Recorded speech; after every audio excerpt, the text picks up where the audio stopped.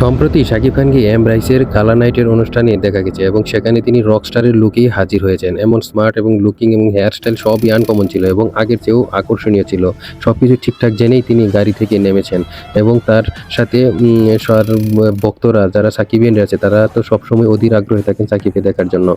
তিনি সিটে বসার সাথে সাথেই খুদে বক্তা এসেছে ছবি তুলে এবং তাকে নিয়ে খুনসুটিতে মেতে পড়েন এবং সেখানেই তার সাথে দেখা গেছে কেয়া পায়েলকে সবসময় এখন সাকিব খানের সাথে দেখা যায় যখন কোনো অনুষ্ঠান হয় বা সবাই এবং সাকিব খানের সাথে তার এত কথাবার্তা এবং এমনভাবে মিশে কথা বলে যে মনে হচ্ছে তার সাথে অনেক পরিচিত, তাদের সাথে এরকম পরিচিত মনে হচ্ছে এবং তাদের সবারই মনে হচ্ছে যে আগামী ঈদেও হয়তোবা কেয়া পায়েলের সাথে তাদের একটা মুভি আসতে চলেছে তাদের এই ধরনের আগ্রহ দেখে। এবং আপনারা জানেন কেয়া পায়েল এখন নতুন অভিনেতা না, সেও একজন ভালো ছোট পর্দার দারুণ অভিনেত্রী। সে যেই নাটকটাই করে সেটাই ব্যবসা সফল হয়।